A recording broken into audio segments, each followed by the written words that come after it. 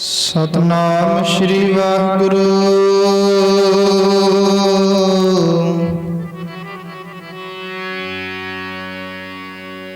तन गुरु गरीब निवाज,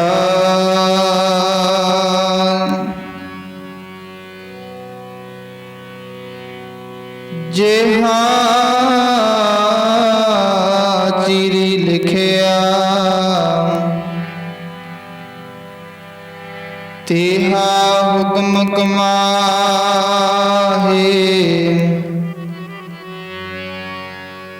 कले आवे नानका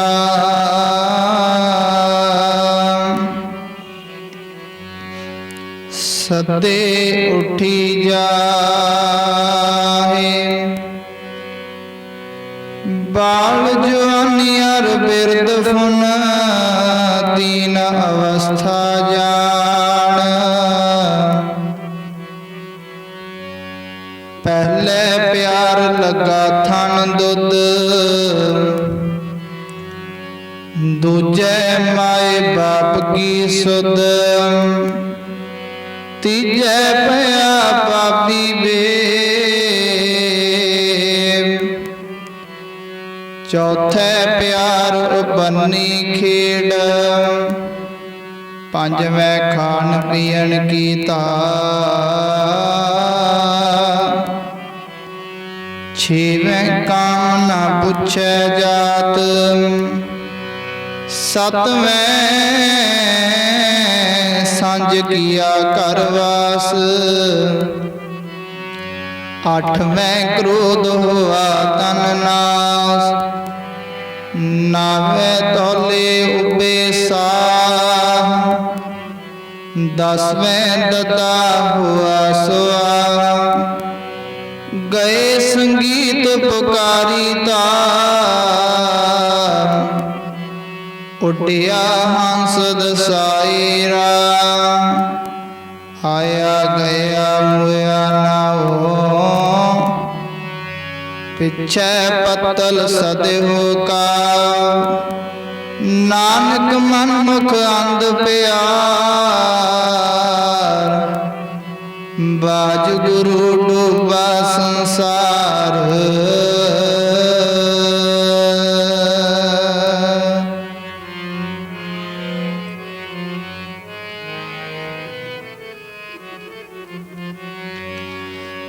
प्राणी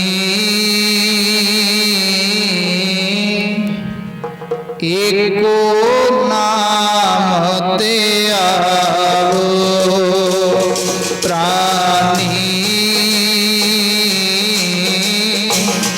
एको नाम ते आवो, प्राणी एको नाम ते आवो, प्राणी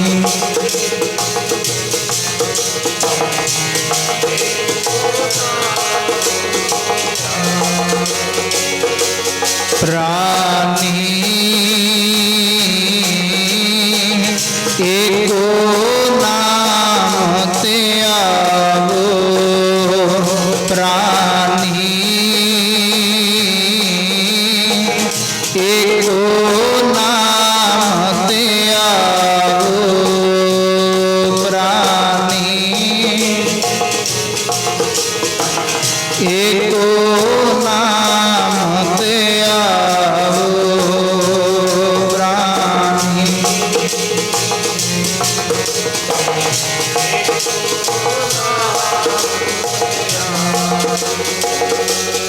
अपनी पग सेती कर जाओ, अपनी पग सेती कर जाओ, अपनी पग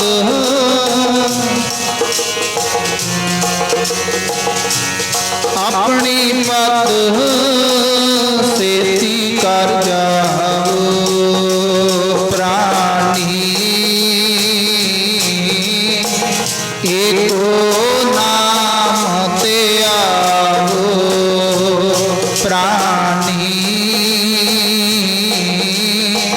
एको नाम ते आवो प्राणी।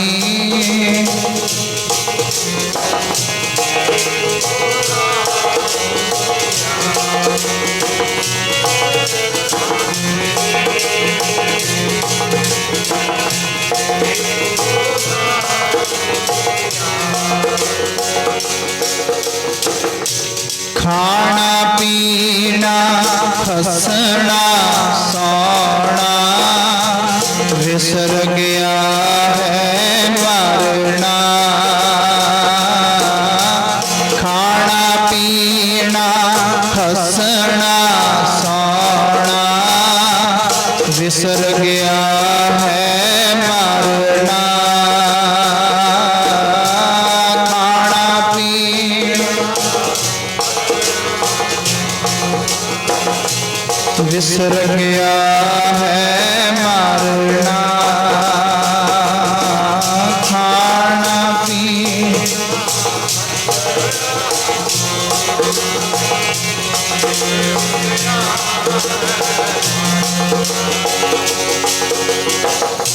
खासम विसार खासम विसार खुआरी कीने त्रिग जीवन नहीं रहना।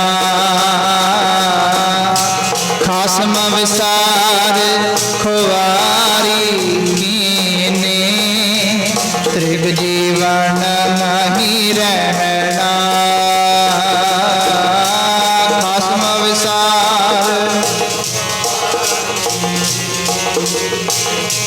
त्रिग जीवन नहीं रहना। खासम विसार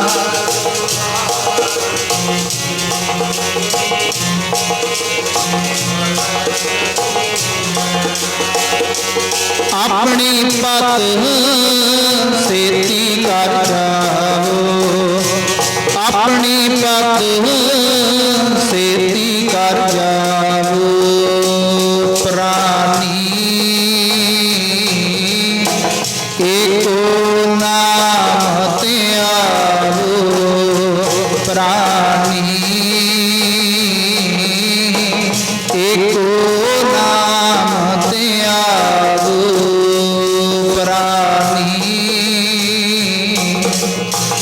एको नाम प्राणी। एको नाम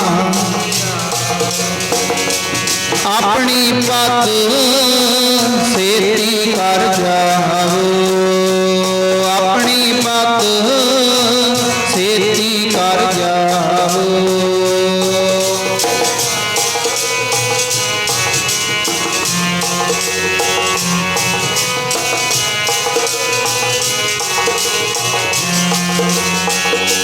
प्राणी को नाम ते आवो प्राणी। को नाम ते आवो प्राणी। एको नाम ते आवो प्राणी। एको नाम ते आवो। एको नाम ते आवो। हाँ एको नाम ते आवो प्राणी। एको नाम ते आवो अपनी पत सेती कर जाओ। खाना पीना हंसना सोना बिसर गया है मरना। खासम विसार खुआरी कीनी त्रिग जीवन नहीं रहना। खसम विसार खुआरी गिनी, त्रिग जीवन नहीं रहना।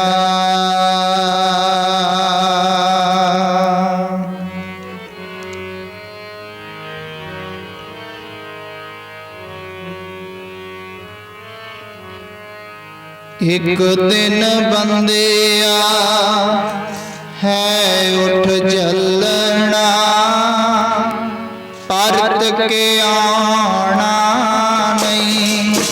ओ बंदिया परत के आना नहीं।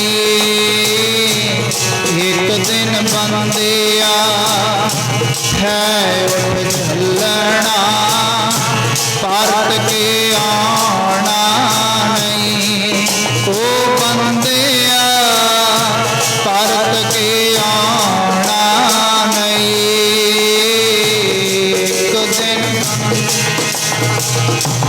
है उछलना, परत के आना। ओ बंदिया परत के आना नहीं। एक दिन बंदिया है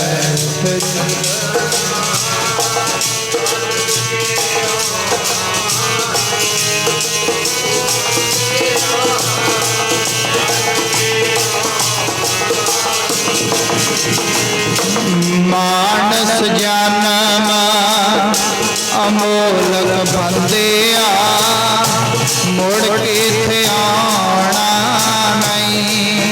ओ बंदिया मुड़ के थे आना नहीं।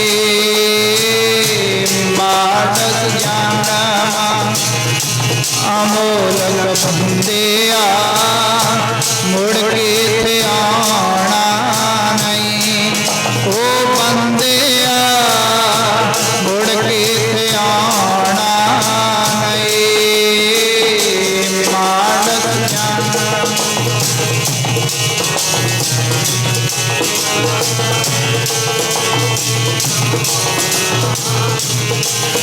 ओ बंदिया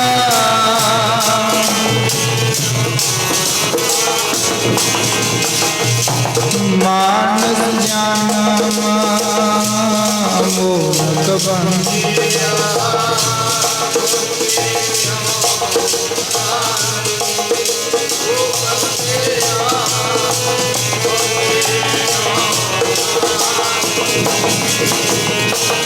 ना कर मेरी मेरी ओ बंदिया, ना कर मेरी मेरी ओ बंदिया, ना कर मेरी।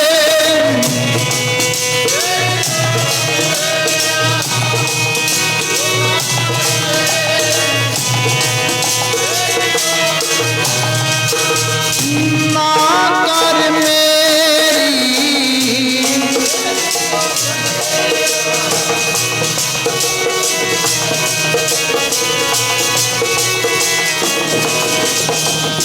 दुनिया मिट्टी दी तेरी ओ बंदिया, दुनिया मिट्टी दी तेरी ओ बंदिया, दुनिया मिट्टी।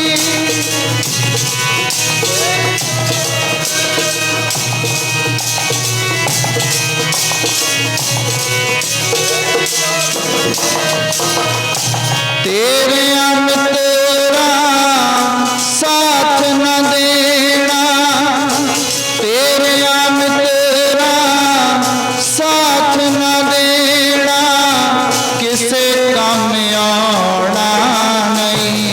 ओ बंदिया किसे काम आना नहीं।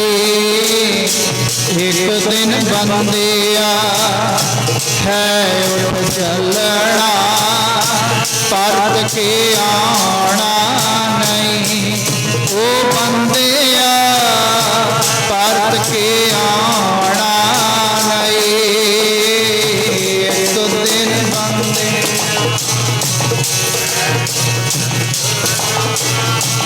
परत के आना ओ बंदिया परत के आना।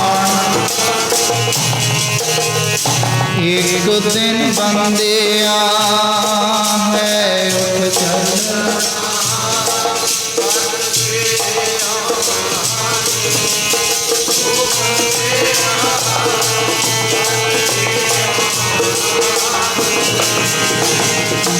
मानस जन्म अमोलक बंदिया परत के आना नहीं ओ बंदिया परत के आना नहीं।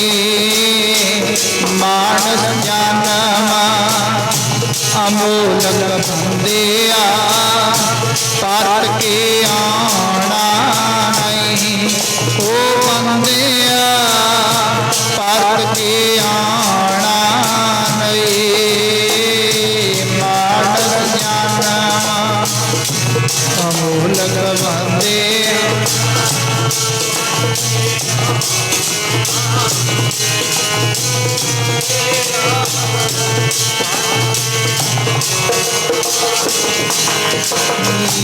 मानस जन्म अमोलक बंदिया परत के आना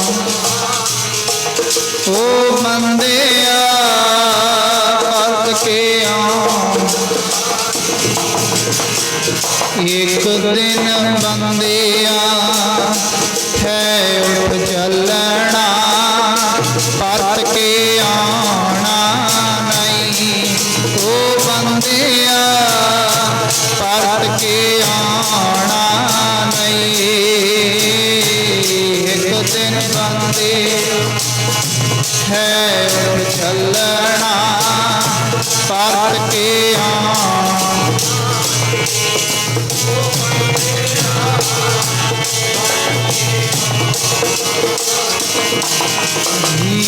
एक दिन बंदिया है उठ चलना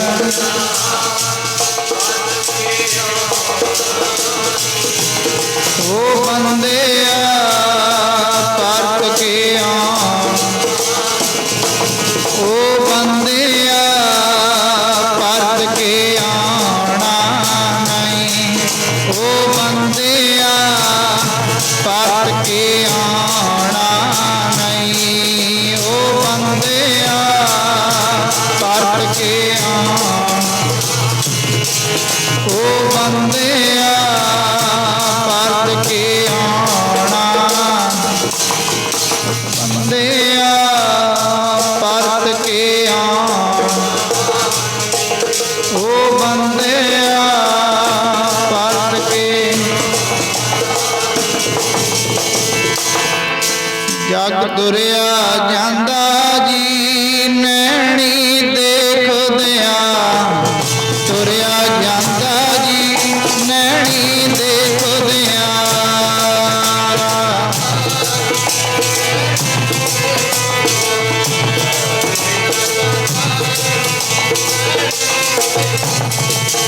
तुरिया जांदा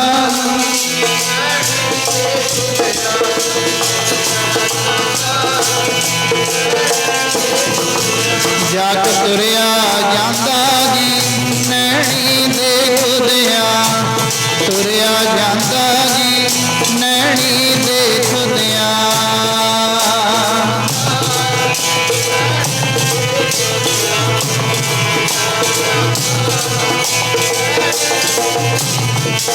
तुरिया जांदा जी नैणी देखदिया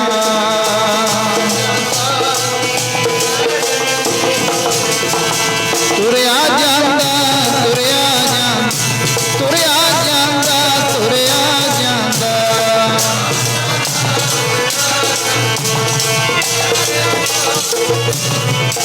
तुरिया जांदा तुरिया जांदा जग तुरिया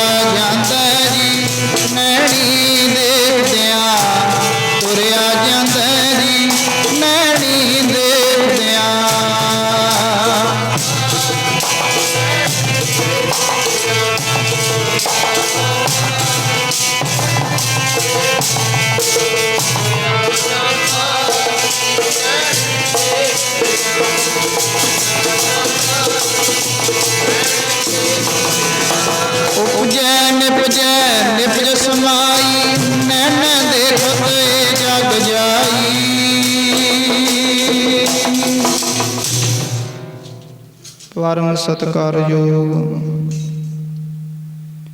ਗੁਰੂ ਰੂਪ ਗੁਰੂ ਪਿਆਰੀ ਸਾਧ ਸੰਗਤ ਜੀ, ਆਪ ਸਭ ਮਾਈ ਭਾਈ ਮਾਤਾ ਬਲਵੀਰ ਕੌਰ ਜੀਆਂ ਦੀ ਅੰਤਮ ਅਰਦਾਸ ਵਿੱਚ ਜੁੜਨ ਲਈ ਇਕੱਤਰ ਹੋਏ ਹੋ। ਸੰਗਤਾਂ ਨੂੰ ਬੇਨਤੀ ਹੈ ਕਿ ਜਿਨ੍ਹਾਂ ਨੇ ਪ੍ਰਸ਼ਾਦਾ ਪਾਣੀ ਛਕ ਲਿਆ ਹੈ,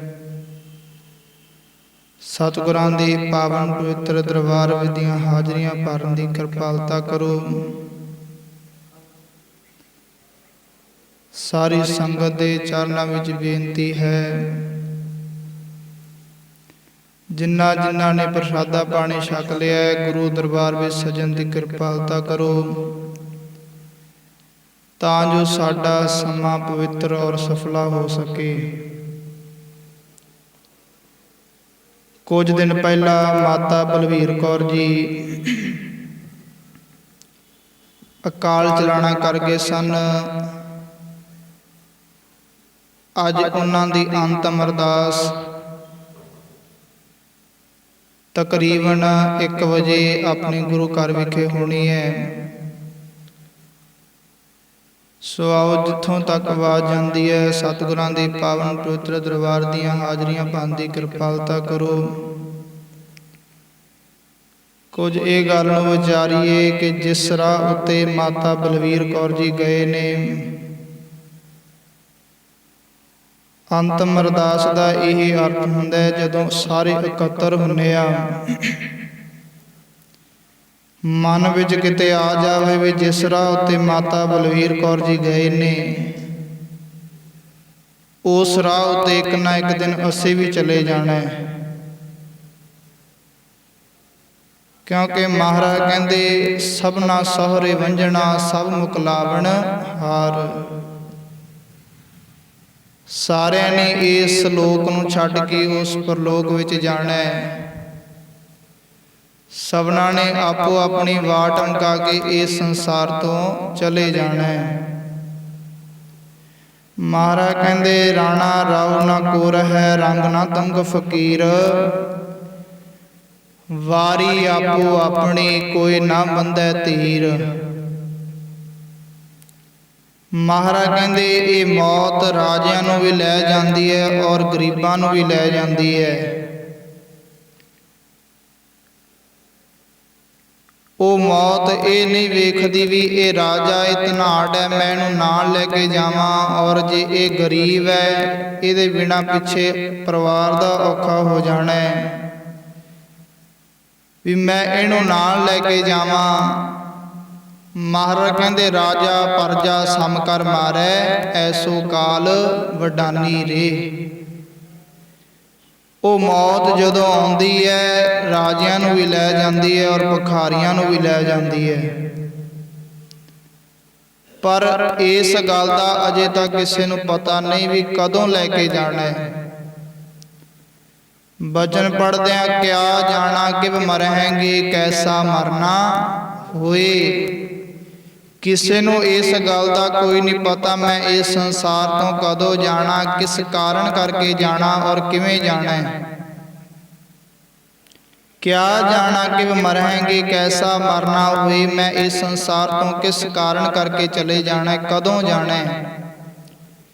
ਇਸ ਗੱਲ ਦਾ ਹਜੇ ਤੱਕ ਕਿਸੇ ਨੂੰ ਕੋਈ ਪਤਾ ਨਹੀਂ, ਕਿਉਂਕਿ ਮਹਾਰਾਜ ਕਹਿੰਦੇ ਇਹ ਦੋ ਚੀਜ਼ਾਂ, ਇਹਨਾਂ ਅੱਗੇ ਕਿਸੇ ਦਾ ਜ਼ੋਰ ਨਹੀਂ ਰੋਜ਼ਾਨਾ। ਧੰਨ ਗੁਰੂ ਨਾਨਕ ਮਹਾਰਾਜ ਜੀ ਦੀ ਬਾਣੀ ਪੜ੍ਹਦੇ ਆ, ਮਹਾਰਾਜ ਕਹਿੰਦੇ ਜ਼ੋਰ ਨਾ ਜੀਵਨ ਮਰਨ ਨਾ ਜ਼ੋਰ। ਮਹਾਰਾਜ ਕਹਿੰਦੇ ਨਾ ਜੀਵਨ ਜਿਉਣਾ ਇਹਦੇ ਹੱਥ ਹੈ ਔਰ ਨਾ ਇਹਦੇ ਮਰਨਾ ਇਹਦੇ ਹੱਥ ਹੈ। ਇਹ ਉਸ ਪਰਮੇਸ਼ਰ ਵਾਹਿਗੁਰੂ ਦੇ, ਉਹਨੇ ਜਦੋਂ ਇਸ ਸਰੀਰ ਨੂੰ ਲੈ ਕੇ ਜਾਣਾ, ਜਦੋਂ ਦਿੱਤੀ ਸਵਾਸਾਂ ਰੂਪੀ ਪੂੰਜੀ ਹੋ ਗਈ, ਖਤਮ ਹੋ ਜਾਂਦੀ ਹੈ, ਉਹ ਪਰਮੇਸ਼ਰ ਆਪਣੀ ਵਸਤ ਨੂੰ ਲੈ ਜਾਂਦਾ ਹੈ। ਮਹਾਰਾਜ ਕਹਿੰਦੇ ਕਿਆ ਜਾਣਾ ਕਿ ਮਰਹਿੰਗੇ ਕੈਸਾ ਮਰਨਾ ਹੋਏ, ਜੇਕਰ ਸਾਹਿਬ ਮਨੋਂ ਨਾ ਵਿਸਰੈ ਤਾਂ ਸਹਿਲਾ ਮਰਨਾ ਹੋਏ। ਜਦ ਪਤਾ ਵੀ ਮੈਂ ਇਸ ਸੰਸਾਰ ਦੇ ਸਦਾ ਵਾਸਤੇ ਨਹੀਂ ਰਹਿਣਾ, ਮਹਾਰਾਜ ਕਹਿੰਦੇ ਕਿਉਂ ਨਹੀਂ ਉਸ ਪਰਮੇਸ਼ਰ ਵਾਹਿਗੁਰੂ ਦਾ ਨਾਮ ਜਪ ਕੇ ਆਪਣੇ ਜੀਵਨ ਨੂੰ ਸਫਲਾ ਬਣਾ ਲੈਂਦਾ? ਕਿਉਂ ਨਹੀਂ ਉਹ ਪਰਮੇਸ਼ਰ ਵਾਹਿਗੁਰੂ ਦਾ ਨਾਮ ਜਪਦਾ ਇਸ ਸੰਸਾਰ ਤੇ ਆ ਕੇ? ਉਹ ਪਰਮੇਸ਼ਰ ਨੂੰ ਕਿਉਂ ਆਪਣੇ ਮਨ ਵਿੱਚੋਂ ਭੁਲਾਈ ਬੈਠਾ, ਜਿਹਨੇ ਤੈਨੂੰ ਸਾਜ ਕੇ ਸੰਸਾਰ ਤੇ ਭੇਜਿਆ, ਸੋਹਣੀ ਬਣਾ ਕੇ ਇਸ ਸੰਸਾਰ ਦੇ ਭੇਜਿਆ। ਇਹ ਸ਼ਰੀਰਾ ਮੇਰਿਆ ਇਸ ਜਗ ਮੈਂ ਆਏ ਕੈ, ਕਿਆ ਤੁਧ ਕਰਮ ਕਮਾਇਆ, ਕਾ ਕਰਮ ਕਮਾਇਆ ਤੁਧ ਸ਼ਰੀਰਾ। ਜਾ ਤੂੰ ਜਗ ਮੈਂ ਆਇਆ, ਜਿਨ ਹਰ ਤੇਰਾ ਰਚਨ ਰਚਿਆ, ਸੋ ਹਰ ਮਨ ਨਾ ਵਸਾਇਆ। ਕਿਉਂ ਨਹੀਂ ਉਸ ਪਰਮੇਸ਼ਰ ਵਾਹਿਗੁਰੂ ਨੂੰ ਆਪਣੇ ਮਨ ਵਿੱਚ ਵਸਾ ਕੇ ਰੱਖਦਾ? ਮਾਰ ਕਹਿੰਦੇ ਉਹ ਪਰਮੇਸ਼ਰ ਦੀ ਦਰਗਾਹ ਵਿੱਚ ਕਿਹੜੇ ਸਰੀਰ ਪ੍ਰਵਾਨ ਹੁੰਦੇ ਨੇ? ਗੁਰ ਪ੍ਰਸਾਦੀ ਹਰ ਮਨ ਵਸਿਆ, ਪੂਰਬ ਲਿਖਿਆ ਪਾਇਆ, ਕਹਿ ਨਾਨਕ ਇਹੋ ਸਰੀਰ ਪ੍ਰਵਾਨ ਹੁਆ, ਜਿਨ ਸਤਿਗੁਰ ਸਿਉ ਚਿਤ ਲਾਇਆ। ਜਿਹਨੇ ਉਸ ਪਰਮੇਸ਼ਰ ਵਾਹਿਗੁਰੂ ਦਾ ਨਾਮ ਜਪਿਆ, ਚਿਤ ਲਾਇਆ, ਉਸ ਵਾਹਿਗੁਰੂ ਨੂੰ ਸਦਾ ਯਾਦ ਰੱਖਿਆ, ਮਹਾਰਾਜ ਕਹਿੰਦੇ ਉਹਨਾਂ ਦੀ ਦਰਗਾਹ ਵਿੱਚ ਪਤ ਰਹਿੰਦੀ ਹੈ। ਅੱਗੇ ਜਾਤ ਨਾ ਜੋਰ ਹੈ, ਅੱਗੇ ਜਿਉ ਨਵੇ, ਜਿਨ ਕੀ ਲਿਖੈ ਪਤ ਪਵੈ ਚੰਗੇ ਸਈ। ਕਿ ਮਹਾਰਾਜ ਕਹਿੰਦੇ ਉਹੀ ਉਸ ਪਰਮੇਸ਼ਰ ਦਰਗਾਹ ਵਿੱਚ ਪ੍ਰਵਾਨ, ਜਿਨ੍ਹਾਂ ਨੇ ਇਸ ਸੰਸਾਰ ਤੇ ਆ ਕੇ ਚੰਗੇ ਅਮਲ ਕਮਾਏ, ਸ਼ੁਭ ਅਮਲ ਕਮਾਏ ਨੇ। ਸਾਧ ਸੰਗਤ ਤਦੇ ਭਗਤ ਕਬੀਰ ਸਾਹਿਬ ਜੀ ਆਖਦੇ ਨੇ ਵੀ ਜਿੰਨਾ ਸਮਾਂ ਇਸ ਦੁਨੀਆ ਤੇ ਰਹੀਏ, ਉਸ ਪਰਮੇਸ਼ਰ ਵਾਹਿਗੁਰੂ ਦੀਆਂ ਗੱਲਾਂ ਕਰਦੇ ਰਹੀਏ, ਸੁਣਦੇ ਰਹੀਏ, ਬਾਣੀ ਵਿੱਚ ਪੜ੍ਹਦੇ ਆਂ। ਜਬ ਲਗ ਦੁਨੀਆ ਰਹੀਐ, ਨਾਨਕ ਕਿਛ ਸੁਣੀਐ ਕਿਛ ਕਹੀਐ। ਉਸ ਪਰਮੇਸ਼ਰ ਦੀਆਂ ਗੱਲਾਂ ਕਰਦੇ ਰਹੀਏ, ਉਹ ਵਾਹਿਗੁਰੂ ਦੇ ਨਾਮ ਨੂੰ ਆਪਣੇ ਮਨ ਵਿੱਚ ਵਸਾ ਕੇ ਰੱਖੀਏ। ਸਾਧ ਸੰਗਤ, ਭਗਤ ਕਬੀਰ ਸਾਹਿਬ ਜੀ ਬਨਾਰਸ ਦੇ ਵਿੱਚ, ਭਗਤ ਕਬੀਰ ਸਾਹਿਬ ਜੀ ਰਹਿੰਦੇ ਨੇ। ਮਾਂ ਕਿਸੇ ਕੰਮ ਵਾਸਤੇ ਘਰੋਂ ਭੇਜਦੀ ਹੈ, ਪਰ ਭਗਤ ਕਬੀਰ ਸਾਹਿਬ ਜੀ ਜਾ ਕੇ ਹੀਰਾ ਘਾਟ ਜਾ ਕੇ ਬਹਿ ਜਾਂਦੇ ਨੇ। ਅੱਜ ਵੀ ਬਨਾਰਸ ਦੇ ਵਿੱਚ ਹੀਰਾ ਘਾਟ, ਜਿੱਥੇ ਅੱਜ ਵੀ ਅਨੇਕਾਂ ਸਰੀਰ ਇੱਕ ਦਿਨ ਵਿੱਚ ਜਲਾਏ ਜਾਂਦੇ ਨੇ। ਉਹਨਾਂ ਦੀ ਇਹ ਮੰਨਣਾ ਹੈ ਵੀ ਜਿਹੜਾ ਇਸ ਥਾਂ ਤੇ ਹੀਰਾ ਘਾਟ ਵਿੱਚ, ਸ਼ਮਸ਼ਾਨ ਘਾਟ ਵਿੱਚ ਜਿਹੜਾ ਸਰੀਰ ਜਲਾਇਆ ਜਾਂਦਾ ਉਹ ਮੁਕਤ ਹੋ ਜਾਂਦਾ, ਉਹਦੀ ਗਤੀ ਹੋ ਜਾਂਦੀ ਹੈ। ਉਹਨਾਂ ਦਾ ਮੰਨਣਾ ਇਹ। ਔਰ ਭਗਤ ਕਬੀਰ ਸਾਹਿਬ ਜੀ ਮਾਂ ਕਿਸੇ ਕੰਮ ਕਰਨ ਵਾਸਤੇ ਘਰੋਂ ਭੇਜਦੀ ਹੈ, ਔਰ ਭਗਤ ਕਬੀਰ ਸਾਹਿਬ ਜੀ ਉਸ ਹੀਰਾ ਘਾਟ ਜਾ ਕੇ ਬਹਿ ਜਾਂਦੇ ਹੈ। ਤੇ ਸਾਧ ਸੰਗਤ, ਉਹ ਹੀਰਾ ਘਾਟ ਐਸਾ ਇੱਕੋ ਦਿਨ ਦੇ ਵਿੱਚ ਇੰਨੀਆਂ ਮੁਰਦਿਆਂ ਦੀਆਂ ਲਾਸ਼ਾਂ ਉਸ ਹੀਰਾ ਘਾਟ, ਸ਼ਮਸ਼ਾਨ ਘਾਟ ਵਿੱਚ ਜਲਾਈਆਂ ਜਾਂਦੀਆਂ ਨੇ। ਭਾਵ ਕਿ ਉਸ ਮੰਨਣਾ ਇਹ ਹੈ ਵੀ ਜਿਹੜਾ ਇੱਥੇ ਸਰੀਰ ਜਲਾਇਆ ਜਾਂਦਾ ਹੈ, ਉਹਦੀ ਮੁਕਤੀ ਹੋ ਜਾਂਦੀ ਹੈ, ਉਹਦੀ ਗਤੀ ਹੋ ਜਾਂਦੀ ਹੈ। ਜਦੋਂ ਉਸ ਬਾਜ਼ਾਰ ਵਿੱਚੋਂ ਦੀ ਲੰਘੀ ਨਾ, ਇਸ ਤਰ੍ਹਾਂ ਪ੍ਰਤੀਤ ਹੁੰਦਾ ਹੈ ਕੋਈ ਆਵਾਜ਼ ਦਿੰਦਾ ਬਈ ਇੱਥੋਂ ਸਸਤੇ ਭਾਅ ਦੀਆਂ ਲੱਕੜਾਂ ਲੈ ਲਓ, ਇੱਥੋਂ ਸਸਤੇ ਭਾਅ ਦਾ ਉਹ ਜਿਹਦੇ ਉੱਤੇ ਜੀਵਨ ਨੂੰ ਪਾ ਕੇ ਲਿਜਾਇਆ ਜਾਂਦਾ ਹੈ, ਇੱਥੋਂ ਸਸਤੇ ਭਾਅ ਦੇ ਫੱਟੇ ਲੈ ਲਓ। ਅਨੇਕਾਂ ਤਰ੍ਹਾਂ ਦੇ ਭਾਵ ਇੰਜ ਪ੍ਰਤੀਤ ਹੁੰਦਾ ਜਿਵੇਂ ਕੋਈ ਮੌਤ ਦੇ ਬਾਜ਼ਾਰ ਵਿੱਚੋਂ ਦੀ ਲੰਘਿਆ ਜਾਂਦਾ ਹੋਵੇ।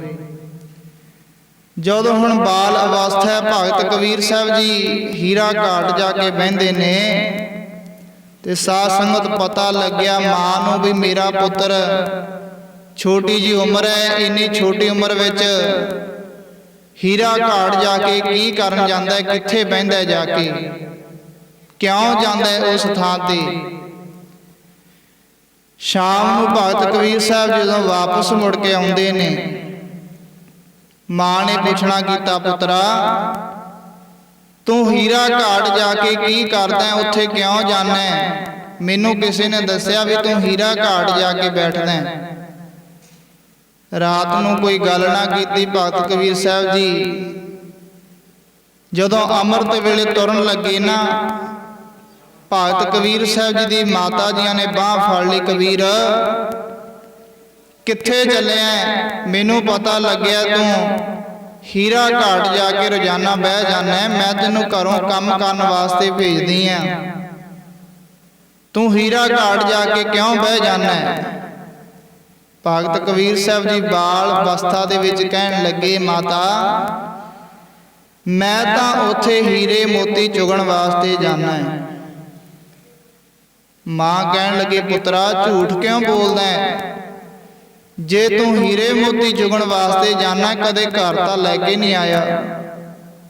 ਮਾਂ ਜਦੋਂ ਇੰਨੀ ਗੱਲ ਕਹੀ, ਉੱਚੀ ਅਵਸਥਾ ਦੀਆਂ ਗੱਲਾਂ ਭਗਤ ਕਬੀਰ ਸਾਹਿਬ ਜੀ ਦੀਆਂ ਮਾਤਾ ਦੇ ਸਮਝ ਵਿੱਚ ਨਾ ਆਉਣ ਨਾ, ਆਪਣੇ ਬਲ ਨਾਲ ਭਗਤ ਕਬੀਰ ਸਾਹਿਬ ਜੀ ਨੇ ਮਾਤਾ ਤੋਂ ਬਾਂਹ ਛਡਵਾ ਕੇ ਚਲੇ ਜਾਂਦੇ ਨੇ, ਫਿਰ ਉਸੇ ਹੀਰੇ ਘਾਟ ਜਾ ਕੇ ਬਹਿ ਜਾਂਦੇ ਨੇ। ਮਾਂ ਪਿੱਛੇ ਪਿੱਛੇ ਦੌੜੀ ਆਉਂਦੀ ਹੈ, ਵੇਖਾਂ ਮੇਰਾ ਪੁੱਤਰ ਫਿਰ ਅੱਜ ਕਿੱਥੇ ਜਾ ਕੇ ਬੈਠਦਾ ਹੈ। ਜਦੋਂ ਮਾਂ ਇਹ ਕੰਨਾਂ ਵਿੱਚ ਆਵਾਜ਼ਾਂ ਸੁਣਦੀ ਹੈ, ਇੱਥੋਂ ਸਸਤੇ ਭਾਅ ਦੇ ਕੱਫਣ ਲੈ ਜਾਓ, ਇੱਥੋਂ ਸਸਤੇ ਭਾਅ ਦੇ ਫੱਟੇ ਲੈ ਜਾਓ, ਇੱਥੋਂ ਲੱਕੜਾਂ ਲੈ ਜਾਓ, ਮਾਨੋ ਇੰਜ ਪ੍ਰਤੀਤ ਹੁੰਦਾ ਜਿਵੇਂ ਕੋਈ ਮੌਤ ਦੇ ਬਾਜ਼ਾਰ ਵਿੱਚੋਂ ਦੀ ਲੰਘਿਆ ਜਾਂਦਾ ਹੋਵੇ। ਮਾਂ ਸੋਚਦੀ ਹੈ ਵੀ ਮੇਰਾ ਪੁੱਤਰ ਇੰਨੀ ਬਚਪਨ ਖੇਡਣ ਦੀ ਉਮਰ ਹੈ, ਇਹ ਹੀਰਾ ਘਾਟ ਆ ਕੇ ਕਿਉਂ ਬਹਿ ਜਾਂਦਾ ਹੈ। ਜਦੋਂ ਮਾਂ ਹੀਰਾ ਘਾਟ ਉਹ ਸ਼ਮਸ਼ਾਨ ਘਾਟ ਵਿੱਚ ਆ ਕੇ ਬਹਿੰਦੀ ਹੈ, ਸਾਧ ਸੰਗਤ ਸਾਹਮਣੇ ਵੇਖਿਆ ਇੱਕ ਸਰੀਰ ਜਲਦਾ ਹੈ, ਅਗਨ ਭੇਟ ਹੋ ਰਿਹਾ। ਭਗਤ ਕਬੀਰ ਸਾਹਿਬ ਜੀ ਉਸੇ ਚਿਖਾ ਦੇ ਬਰਾਬਰ ਕੋਲ ਹੀ ਬੈਠੇ ਨੇ। ਮਾਂ ਭੱਜੀ ਆਉਂਦੀ ਹੈ, ਕਬੀਰ ਤੂੰ ਇੱਥੇ ਬੈਠਾ ਕੀ ਕਰਦਾ ਹੈ? ਤੂੰ ਝੂਠ ਵੀ ਬੋਲਣ ਲੱਗ ਗਿਆ, ਤੂੰ ਤਾਂ ਆਖਦਾ ਸੀ ਮੈਂ ਹੀਰੇ ਮੋਤੀ ਚੁਗਣ ਵਾਸਤੇ ਜਾਣਾ, ਪਰ ਆ ਕਿੱਥੇ ਬੈਠਾ ਆ ਕੇ? ਤੇਰੀ ਉਮਰ ਖੇਡਣ ਦੀ ਹੈ, ਬਚਪਨ ਹੈ, ਪਰ ਤੂੰ ਆ ਚਿਖਾ ਦੇ ਕੋਲ ਆ ਕੇ ਬੈਠਾ, ਕੀ ਗੱਲ ਹੈ? ਮਾਂ ਹਾਂ ਮੈਂ ਸੱਚੀ ਆਖਿਆ ਬਈ ਮੈਂ ਹੀਰੇ ਮੋਤੀ ਚੁਗਣ ਵਾਸਤੇ ਜਾਣਾ ਹੈ। ਪੁੱਤਰਾ ਉਹ ਕਿਵੇਂ? ਮਾਂ ਜਦੋਂ ਮੈਂ ਉਸ ਪਰਮੇਸ਼ਰ ਦੀ ਯਾਦ ਵਿੱਚ ਬੈਠਦਾ, ਆਪਣੇ ਘਰ ਸਮਾਧੀ ਲਾਉਣਾ, ਤਾਂ ਮੇਰੇ ਧਿਆਨ ਵਿਖੜ ਜਾਂਦਾ, ਮੇਰਾ ਧਿਆਨ ਘਰ ਦੇ ਕੰਮਾਂ ਕਾਰਾਂ ਵੱਲ ਚਲਿਆ ਜਾਂਦਾ ਹੈ। ਮਾਂ ਤੈਨੂੰ ਇੰਨਾ ਤਾਂ ਜ਼ਰੂਰ ਪਤਾ ਹੈ, ਉਸ ਪਰਮੇਸ਼ਰ ਦਾ ਨਾਮ ਹੈ ਜਿਹੜਾ ਉਹ ਹੀਰਿਆਂ ਮੋਤੀਆਂ ਤੋਂ ਵੀ ਮਹਿੰਗਾ ਹੈ। ਪੁੱਤਰਾ ਠੀਕ ਹੈ, ਉਹ ਉਸ ਪਰਮੇਸ਼ਰ ਦੇ ਨਾਮ ਦੀ ਕਿਸੇ ਨੇ ਸਾਧ ਸੰਗਤ ਮੁੱਲ ਥੋੜਾ ਪਾਇਆ, ਠੀਕ ਹੈ, ਉਹਦੀ ਕੀਮਤ ਕਹੀ ਨਹੀਂ ਜਾ ਸਕਦੀ, ਪਰ ਤੂੰ ਤਾਂ ਆਖਦਾ ਸੀ ਮੈਂ ਹੀਰੇ ਮੋਤੀ ਚੁਗਣ ਵਾਸਤੇ ਆਉਣਾ ਹੈ। ਹਾਂ ਮਾਂ ਮੈਂ ਹੀਰੇ ਮੋਤੀ ਚੁਗਣ ਵਾਸਤੇ ਆਉਣਾ ਹੈ, ਕਿਉਂਕਿ ਜਦੋਂ ਮੈਂ ਪਰਮੇਸ਼ਰ ਦੀ ਯਾਦ ਵਿੱਚ ਬਹਿਨਾ, ਮੇਰਾ ਧਿਆਨ ਵਿਖੜ ਜਾਂਦਾ, ਮੇਰੀ ਸਮਾਧੀ ਟੁੱਟ ਜਾਂਦੀ ਹੈ। ਇਸ ਕਰਕੇ ਮੈਂ ਹੀਰੇ ਘਾਟ ਆ ਕੇ ਬਹਿ ਜਾਣਾ, ਇੱਥੇ ਆ ਕੇ ਉਸ ਪਰਮੇਸ਼ਰ ਨੂੰ ਯਾਦ ਕਰਦਾ। ਮਾਂ ਮੈਂ ਤਾਂ ਇੱਥੇ ਆ ਕੇ ਬਹਿਨਾ ਵੀ ਉਹ ਕਬੀਰ ਇੱਕ ਨਾ ਇੱਕ ਦਿਨ ਤੂੰ ਵੀ ਇਸ ਸੰਸਾਰ ਤੋਂ ਚਲੇ ਜਾਣਾ, ਇੱਕ ਨਾ ਇੱਕ ਦਿਨ ਤੂੰ ਵੀ ਇਸੇ ਹੀ ਅੱਗ ਦੇ ਵਿੱਚ ਚਾਰ ਭਾਈਆਂ ਨੇ ਤੈਨੂੰ ਰੱਖ ਦੇਣਾ। ਕਿੰਨਾ ਕੁ ਹਟਾਵੇਂਗਾ, ਕਿੰਨਾ ਕੁ ਖਾਵੇਂਗਾ, ਕਿੰਨਾ ਕੁ ਸੌਵੇਂਗਾ, ਇੱਕ ਨਾ ਇੱਕ ਦਿਨ ਤੂੰ ਵੀ ਇਸ ਸੰਸਾਰ ਤੋਂ ਚਲੇ ਜਾਣਾ। ਇਸ ਕਰਕੇ ਮਾਤਾ ਮੇਰੀਏ ਮੈਂ ਤਾਂ ਇੱਥੇ ਆ ਕੇ ਬਹਿਣਾ, ਮੈਂ ਮੌਤ ਨੂੰ ਯਾਦ ਕਰਦਾ, ਮੌਤ ਯਾਦ ਆਉਂਦੀ ਹੈ, ਰੱਬ ਦਾ ਨਾਮ ਯਾਦ ਆਉਂਦਾ ਹੈ, ਤਾਂ ਕਰਕੇ ਮੈਂ ਇਸ ਹੀਰੇ ਘਾਟ ਸ਼ਮਸ਼ਾਨ ਘਾਟ ਵਿੱਚ ਆ ਕੇ ਆਉਣਾ। ਤਾਂ ਹੀ ਕਹਿੰਦੇ ਵੀ ਜਦੋਂ ਤੱਕ ਇਸ ਸੰਸਾਰ ਤੇ ਰਹੀਏ ਉਸ ਪਰਮੇਸ਼ਰ ਦੀਆਂ ਗੱਲਾਂ, ਪਰਮੇਸ਼ਰ ਦਾ ਨਾਮ ਜਪਦੇ ਰਹੀਏ। ਮਾਂ ਨੂੰ ਕਹਿਣ ਲੱਗੇ, ਮਾਤਾ ਕੀ ਹੈ, ਕਿੰਨਾ ਕੁ ਸਮਾਂ ਇਸ ਸੰਸਾਰ ਤੇ ਰਹਿਣਾ, ਕੋਈ ਕਿਸੇ ਨੂੰ ਨਹੀਂ ਪਤਾ, ਕਿੰਨਾ ਕੁ ਖਾਣਾ, ਕਿੰਨਾ ਕੁ ਹੰਡਾਉਣਾ ਇਸ ਤਨ ਤੇ ਕੱਪੜਾ। ਇਹ ਤਾਂ ਆਪਾਂ ਆਸਾ ਜੀ ਦੀ ਵਾਰ ਦੀ ਬਾਣੀ ਅੰਦਰ ਪੜ੍ਹਦੇ ਹਾਂ, ਕੱਪੜ ਰੂਪ ਸੁਹਾਵਣਾ, ਛੱਡ ਦੁਨੀਆ ਅੰਦਰ ਜਾਵਣਾ, ਮੰਦਾ ਚੰਗਾ ਆਪਣਾ, ਆਪੇ ਹੀ ਕੀਤਾ ਪਾਵਣਾ। ਇਸ ਤਰ੍ਹਾਂ ਮਹਾਰਾਜ ਜੀ ਦੀ ਬਾਣੀ ਫਰਮਾਨ ਕਰਦੀ ਹੈ, ਪੜ੍ਹੋ ਪ੍ਰੇਮ ਨਾਲ। सब इत्थे ही रह जाने, रूप धन कपड़ा, रूप धन कपड़ा। इत्थे ही रह जाने, रूप धन कपड़ा, रूप धन कपड़ा। इत्थे ही रह जाना,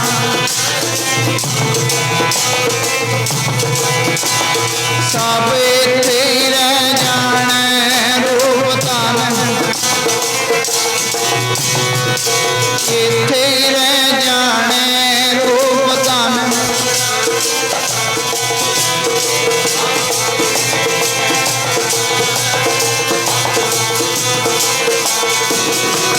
सब इत्थे ही रह जाने, रूप धन कपड़ा, रूप धन कपड़ा। इत्थे ही रह जाने, रूप धन कपड़ा, रूप धन कपड़ा।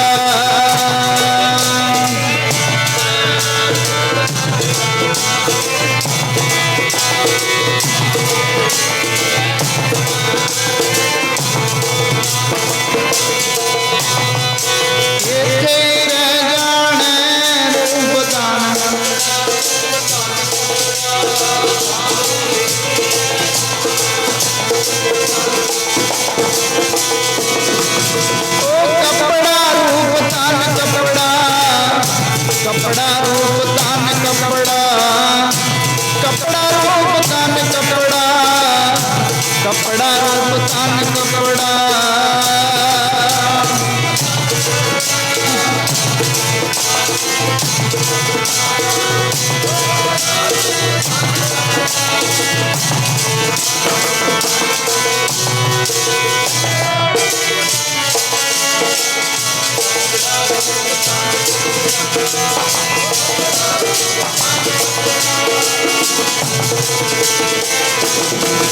सब इत्थे ही रह जाने, रूप धन कपड़ा, रूप धन कपड़ा।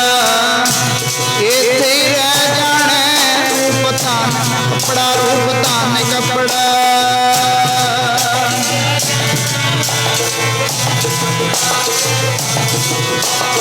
अब इत्थे रह जाने, रूप धन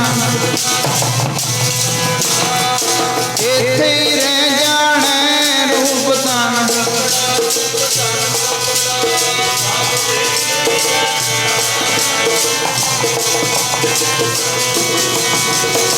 कपड़ रूप सुहावना, छड़ दुनिया अंदर।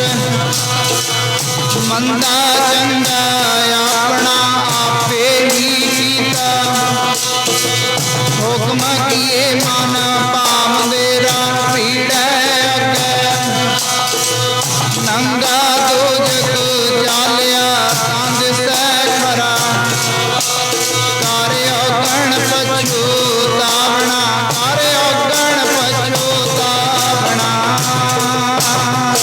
हाँ, भगत कबीर साहब जी कहन लगे, माता की कुछ हंडावांगे, की खा लवांगे, किन्ना समा इस संसार ते रहना है। मां मैं तां इस हीरे घाट आके शमशान घाट विच बह जाना, भी उस मौत नूं याद रखां ते ना परमेश्वर दा नाम ना भुले। साध संगत, मां दा प्रेम अपने पुੱਤਰ नाल सारिਆਂ नालों ਵੱਧ अपने बच्चों नाल हुंदा है। पुत्रा ठीक है, उस परमेश्वर नूं याद रहन वास्ते तू इस हीरे घाट आके बैठदा, पर मैं तेरी मां, मैं तेनू इत्थे बैठे नूं मैं वेख नहीं सकदी, हजे तेरी खेडण दी उम्र है। माता ये तां तू आसां ला के बैठी आ भी मेरा पुत्र हजे खेडण दी उम्र है, की पता उस परमेश्वर ने कदों लै जाना है। उसने बचपन विच लैके जाना है, जां जवानी दे विच लैके जाना है, जां बुढ़ेपे दे विच लैके जाना है, वो उस परमेश्वर नूं ही पता है। क्योंकि साध संगत, इस मनुख दियां तीन ही अवस्था ने। महाराज कहंदे बाल जवानी अर बिरध फुन तीन अवस्था जान। इस मनुख दियां तीन ही अवस्था ने। बचपन है, बचपन तो आस रहेगी मेरे ते जवानी आवेगी, जवानी तो आस रहेगी मेरे ते बुढ़ेपा आवेगा, बुढ़ेपे तो अगे कोई स्टेज नहीं, सिर्फ मौत है। महाराज कहते उस परमेश्वर वाहिगुरू नूं सदा याद रख, उस परमेश्वर वाहिगुरू दा सदा नाम जपदा रह, तां जो महाराज कहते इस संसार ते आया तेरा जन्म सफला हो जावे। साध संगत, मां दा अपने पुत्र नाल सारिਆਂ नालों वध प्रेम हुंदा है। जिवें माता बलवीर कौर जी इस संसार तो गए ने, वो मां दा दुख उन्हां दे बच्चों नूं पता हुंदा भी मेरी मां चली गई। जिन्हां दियां मावां इस संसार तो चलिया जांदियां ने, जिन्हां दियां मावां इस संसार तो अपने बच्चों नूं छड्ड के चले जांदे ने, वो दुख उस बच्चों नूं पता हुंदा है। क्योंकि साध संगत सारिਆਂ नालों वध मां दा प्रेम अपने पुत्र नाल हुंदा है। सारिਆਂ नालों वध पुत्रां दे प्यार तो, बच्चों दे प्यार तो उत्ते मां दा होर कुछ भी नहीं होया करदा। इतिहास विच भी जे आपां पढ़ीए, इतिहास विच मां दे बड़े जिक्र आउंदे ने। जिस वेले बाबा बंदा सिंह बहादुर जियां दी गिरफ्तारी हुंदी है ते साध संगत बाबा बंदा सिंह बहादुर जियां नूं गिरफ्तार करके लई जा रहे ने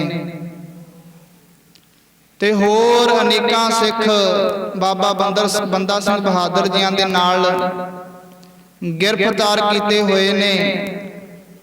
उस समय दे बाबा बंदा सिंह बहादुर जियां दे समय सिख इन्ने शहीद, सैकड़े जवान बाबा बंदा सिंह बहादुर जियां दे अगे सामने शहीद किए जाते सन।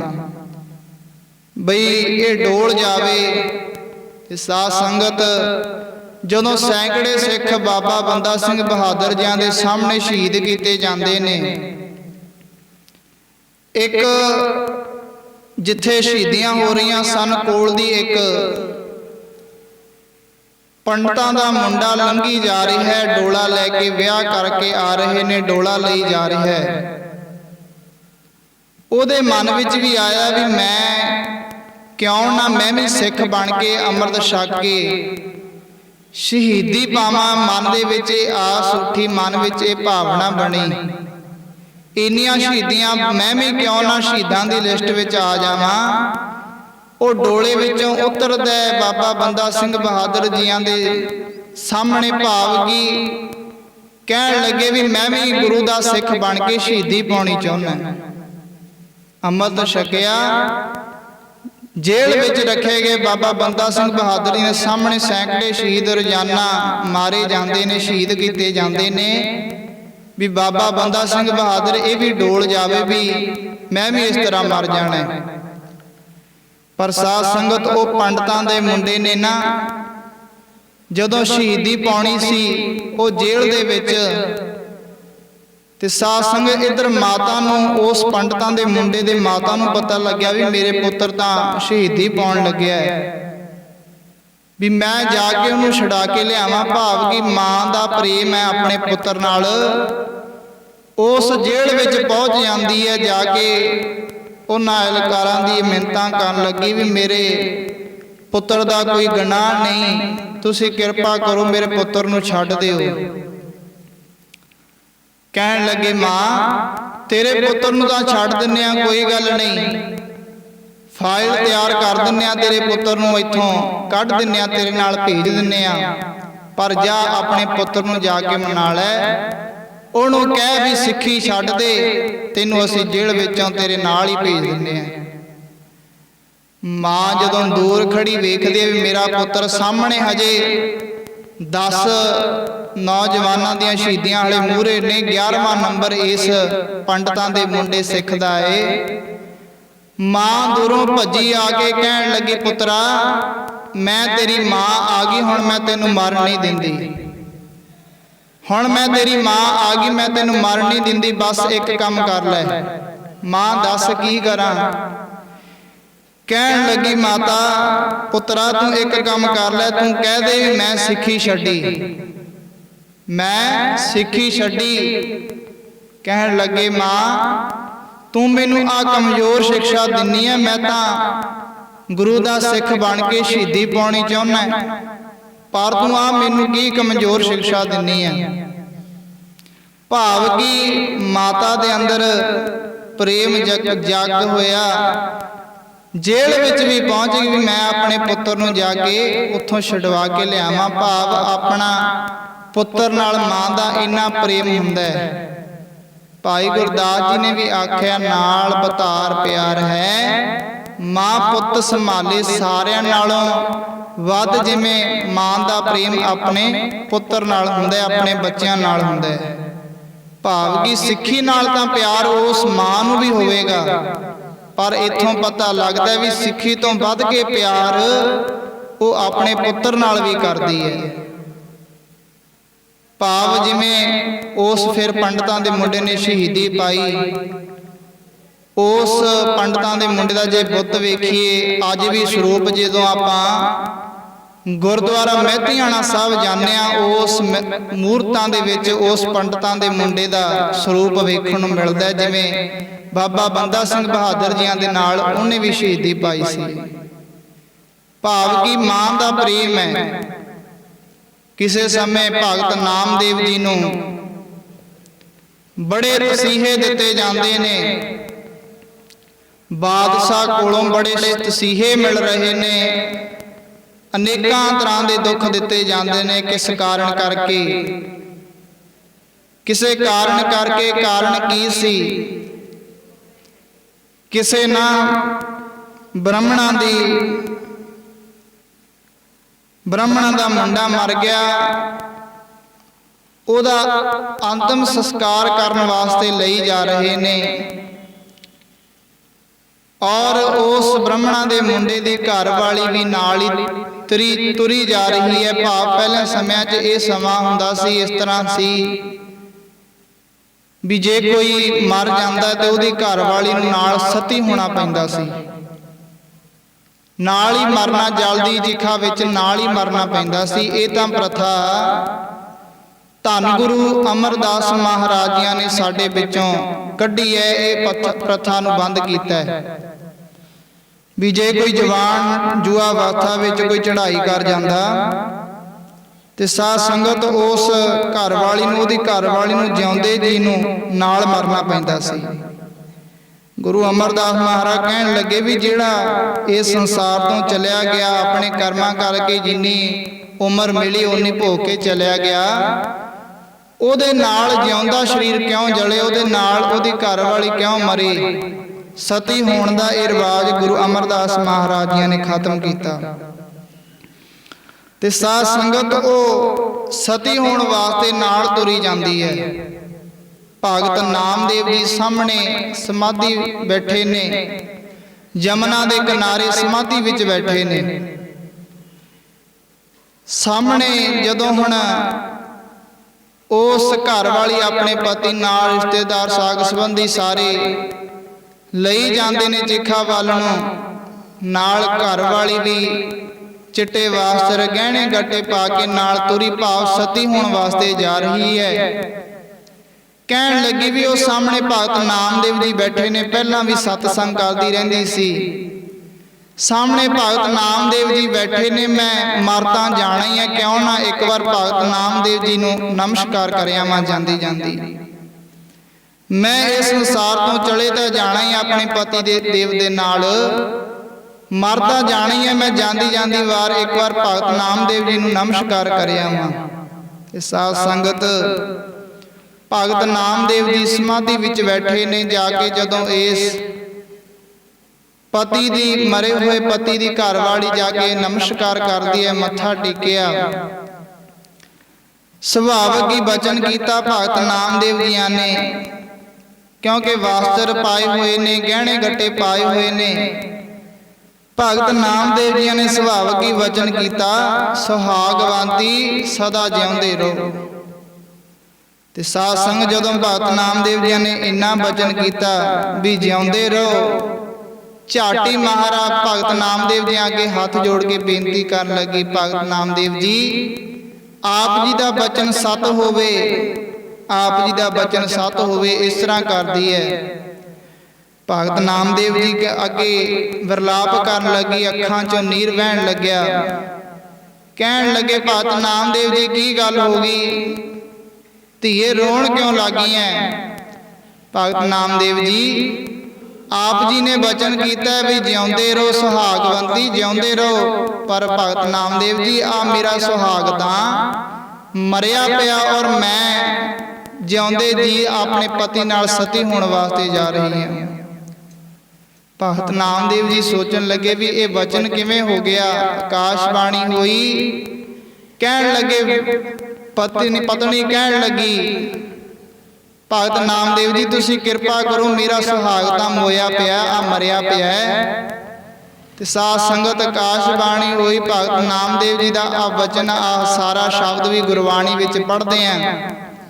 ਤੇ ਸਾਧ ਸੰਗਤ ਮੋਇਆ ਹੋਇਆ ਪਤੀ ਜਿਉਂਦਾ ਕਰ ਦਿੱਤਾ। ਜਦੋਂ ਆ ਸਾਰੀ ਗੱਲ, ਇਸ ਵਡਿਆਈ ਸਾਰੀ ਭਗਤ ਨਾਮਦੇਵ ਜੀ ਦੀ ਦਿੱਲੀ ਸ਼ਹਿਰ ਵਿੱਚ ਫੈਲ ਗਈ। ਸਾਰੇ ਇਸ ਦਿੱਲੀ ਸ਼ਹਿਰ ਵਿੱਚ ਜਦੋਂ ਭਗਤ ਨਾਮਦੇਵ ਜੀ ਦੀ ਇਹ ਵਡਿਆਈ ਸੁਣੀ ਵੀ ਭਗਤ ਨਾਮਦੇਵ ਤਾਂ ਮਰਿਆਂ ਹੋਇਆਂ ਨੂੰ ਜਿਉਂਦਾ ਕਰ ਦਿੰਦਾ। ਸਾਧ ਸੰਗਤ ਪਲੋ ਪਲੀ ਗੱਲ ਜਦੋਂ ਇਹ ਫੈਲੀ ਤਾਂ ਉਸ ਸਮੇਂ ਦਾ ਸੁਲਤਾਨ ਬਾਦਸ਼ਾਹ ਦਿੱਲੀ ਦਾ, ਤੇ ਸਾਧ ਸੰਗਤ ਉਹਨੂੰ ਕਹਿਣ ਲੱਗਿਆ ਬਈ ਜਾਂ ਤਾਂ ਉਸ ਸਮੇਂ ਪੇ ਉਸ ਸੁਲਤਾਨ ਬਾਦਸ਼ਾਹ ਦੀ ਕਹਿੰਦੇ ਗਾਂ ਮਰ ਗਈ। ਭਾਵ ਕਿ ਪਹਿਲਾਂ ਤਾਂ ਉਹ ਇੱਕ ਕੰਨ ਭਰੀ ਗਏ ਜਿਹੜੇ ਨਾਲ ਦੇ ਵੀ ਆਪਣੇ ਇਸ ਇਲਾਕੇ ਦੇ ਵਿੱਚ ਇੱਕ ਐਸਾ ਭਗਤ ਹੈ ਜਿਹੜਾ ਕਰਾਮਾਤਾਂ ਵਿਖਾਉਂਦਾ ਹੈ। ਸੁਲਤਾਨ ਬਾਦਸ਼ਾਹ ਜਾਂ ਤਾਂ ਉਹਨੂੰ ਇਸਲਾਮ ਧਰਮ ਕਬੂਲ ਕਰ ਲੈ, ਉਹਨੂੰ ਕਹੋ ਵੀ ਇਸਲਾਮ ਧਰਮ ਵਿੱਚ ਆ ਜਾਵੇ। ਇਧਰ ਸਬੱਬ ਬਣਿਆ, ਭਗਤ ਨਾਮਦੇਵ ਜੀ ਤਾਂ ਆਪਣੀ ਸਮਾਧੀ ਵਿੱਚ ਬੈਠੇ ਨੇ ਤੇ ਸਾਧ ਸੰਗਤ ਇਧਰ ਸੁਲਤਾਨ ਬਾਦਸ਼ਾਹ ਦੀ ਨਾ ਇੱਕ ਗਾਂ ਮਰ ਗਈ। ਗਾਂ ਮਰ ਗਈ, ਬਹਾਨਾ ਮਿਲ ਗਿਆ। ਕਹਿਣ ਲੱਗੇ ਵੀ ਉਹ ਭਗਤ ਨਾਮਦੇਵ ਨੂੰ ਬੁਲਾ ਕੇ ਲਿਆਓ, ਭਗਤ ਨਾਮਦੇਵ ਨੂੰ ਬੁਲਾ ਕੇ ਲਿਆਓ। ਕਿਉਂ? ਜਦ ਉਹ ਮਰਿਆ ਹੋਇਆ ਬ੍ਰਾਹਮਣ ਜਿਉਂਦਾ ਕਰ ਸਕਦਾ, ਉਹ ਸਾਡੀ ਗਊ ਵੀ ਜਿਉਂਦਾ ਕਰ ਸਕਦਾ। ਜਦੋਂ ਭਗਤ ਨਾਮਦੇਵ ਜੀ ਨੂੰ ਸੁਲਤਾਨ ਬਾਦਸ਼ਾਹ ਕੋਲ ਲਿਆਂਦਾ ਗਿਆ, ਕਹਿਣ ਲੱਗੇ ਭਗਤ ਨਾਮਦੇਵ ਜੀ ਮੈਂ ਸੁਣਿਆ ਤੁਸੀਂ ਮਰਿਆ ਹੋਇਆਂ ਨੂੰ ਜਿਉਂਦੇ ਕਰ ਦਿੰਦੇ ਹੋ, ਆ ਸਾਡੀ ਵੀ ਇੱਕ ਗਊ ਜਿਉਂਦੀ ਕਰੋ। ਭਗਤ ਨਾਮਦੇਵ ਜੀ ਕਹਿਣ ਲੱਗੇ ਇਹ ਕਿਵੇਂ ਹੋ ਸਕਦਾ ਹੈ, ਜਿਹੜਾ ਇਸ ਸੰਸਾਰ ਤੋਂ ਇੱਕ ਵਾਰ ਚਲਿਆ ਗਿਆ ਉਹ ਕਿਵੇਂ ਹੋ ਸਕਦਾ ਹੈ? ਕਹਿਣ ਲੱਗੇ ਜਿਵੇਂ ਤੁਸੀਂ ਉਹ ਬ੍ਰਾਹਮਣਾਂ ਦਾ ਮੁੰਡਾ ਜਿਉਂਦਾ ਕੀਤਾ ਸੀ, ਇਸ ਤਰ੍ਹਾਂ ਇਹ ਗਾਂ ਨੂੰ ਵੀ ਜਿਉਂਦੀ ਕਰੋ। ਭਗਤ ਨਾਮਦੇਵ ਜੀ ਕਹਿਣ ਲੱਗੇ ਉਸ ਪਰਮੇਸ਼ਰ ਦੀ ਰਜ਼ਾ ਤੋਂ ਬਿਨਾਂ ਇਹ ਕਿਵੇਂ ਹੋ ਸਕਦਾ ਹੈ? ਸਾਧ ਸੰਗਤ ਫਿਰ ਭਗਤ ਨਾਮਦੇਵ ਜੀ ਨੂੰ ਬੜੇ ਤਰ੍ਹਾਂ ਦੇ ਦੁੱਖ ਤਸੀਹੇ ਦਿੱਤੇ ਜਾਂਦੇ ਨੇ। ਕਦੇ ਮਸਤ ਹਾਥੀ ਨੂੰ ਸ਼ਰਾਬ ਪਿਲਾ ਕੇ ਲਿਆਂਦਾ ਜਾਂਦਾ ਹੈ, ਭਗਤ ਨਾਮਦੇਵ ਜੀ ਨੂੰ ਉਹਦੇ ਮੂਹਰੇ ਸਿੱਟਿਆ ਜਾਂਦਾ, ਲਤਾੜਿਆ ਜਾਂਦਾ ਹੈ। ਭਗਵਾਨ ਆਪ ਰੱਖਿਆ ਕਰਦੇ ਨੇ। ਸਾਧ ਸੰਗਤ ਜਦੋਂ ਭਗਤ ਨਾਮਦੇਵ ਜੀ ਦੀ ਮਾਂ ਨੂੰ ਪਤਾ ਲੱਗਿਆ ਨਾ ਵੀ ਮੇਰਾ ਪੁੱਤਰ ਸੁਲਤਾਨ ਬਾਦਸ਼ਾਹ ਨੇ ਜੇਲ੍ਹ ਵਿੱਚ ਰੱਖਿਆ ਹੋਇਆ ਹੈ, ਫਿਰ ਮਾਂ ਪਹੁੰਚਦੀ ਹੈ। ਭਾਵ ਕਿ ਮਾਂ ਦਾ ਆਪਣੇ ਪੁੱਤਰ ਨਾਲ ਇੰਨਾ ਪ੍ਰੇਮ ਹੁੰਦਾ ਹੈ। ਜਦੋਂ ਭਗਤ ਨਾਮਦੇਵ ਜੀ ਦੀ ਮਾਤਾ ਉਸ ਜੇਲ੍ਹ ਵਿੱਚ ਪਹੁੰਚਦੀ ਹੈ, ਕਹਿਣ ਲੱਗੀ ਬਾਦਸ਼ਾਹ ਮੇਰੇ ਪੁੱਤਰ ਦਾ ਕੋਈ ਗੁਨਾਹ ਨਹੀਂ, ਤੂੰ ਮੇਰੇ ਪੁੱਤਰ ਦੀ ਜਾਨ ਬਖਸ਼ੀ ਕਰ ਦੇ। ਇਹਦੋਂ ਕਹਿਣ ਲੱਗੇ ਠੀਕ ਹੈ ਤੇਰੇ ਪੁੱਤਰ ਦੀ ਜਾਨ ਬਖਸ਼ੀ ਕਰ ਦਿੰਨੇ ਆ, ਇਉਂ ਕਰ ਲੈ ਮਾਤਾ ਆਪਣੇ ਪੁੱਤਰ ਨੂੰ ਜਾ ਕੇ ਕਹਿ ਜਾਂ ਤਾਂ ਮਰੀ ਹੋਈ ਗਊ ਜਿੰਦਾ ਕਰ ਦੇ, ਜਾਂ ਫਿਰ ਇਸਲਾਮ ਧਰਮ ਕਬੂਲ ਕਰ ਲੈ, ਜਾਂ ਫਿਰ ਮਰਨ ਲਈ ਤਿਆਰ ਹੋ ਜਾ।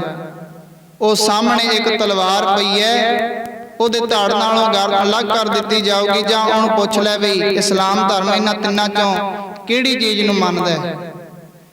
ਭਗਤ ਨਾਮਦੇਵ ਜੀ ਦੀ ਮਾਤਾ ਪੁੱਛਣ ਲੱਗੀ ਪੁੱਤਰਾ ਇਉਂ ਕਰ ਮਰੀ ਹੋਈ ਗਊ ਜਿੰਦਾ ਕਰ ਦੇ। ਮਾਂ ਉਸ ਪਰਮੇਸ਼ਰ ਦੀ ਰਜ਼ਾ ਤੋਂ ਬਿਨਾਂ ਇਹ ਕਿਵੇਂ ਹੋ ਸਕਦਾ ਹੈ? ਫਿਰ ਪੁੱਤਰਾ ਇਸਲਾਮ ਧਰਮ ਕਬੂਲ ਕਰ ਲੈ। ਹੁਣ ਰਾਮ ਰਾਮ ਕਰਦਾ ਫਿਰ ਖੁਦਾ ਖੁਦਾ ਕਰਨ ਲੱਗ ਜੀ, ਕੋਈ ਫਰਕ ਤਾਂ ਹੈ ਨਹੀਂ। ਇਸ ਤਰ੍ਹਾਂ ਭਗਤ ਨਾਮਦੇਵ ਜੀ ਦੀ ਮਾਤਾ ਰਜੋਈਆਂ ਕਰਦੀ ਹੈ ਪੁੱਤਰਾ। ਇਸ ਤਰ੍ਹਾਂ ਸ਼ਬਦ ਗੁਰਬਾਣੀ ਵਿੱਚ ਪੜ੍ਹਦੇ ਆ, ਪੜ੍ਹੋ ਪ੍ਰੇਮ ਨਾਲ। ਰਾਮ ਛੋੜ ਕੇ ਖੁਦਾ ਖੁਦਾ ਜਪ ਲੈ, ਨਾਮੇ ਦੀ ਮਾਈ ਰੁਦਨ ਕਰੇ। ਰਾਮ ਛੋੜ ਕੇ ਖੁਦਾ ਨੂੰ ਜਪ ਲੈ, ਨਾਮੇ ਦੀ ਮਾਈ ਰੁਦਨ ਕਰੇ।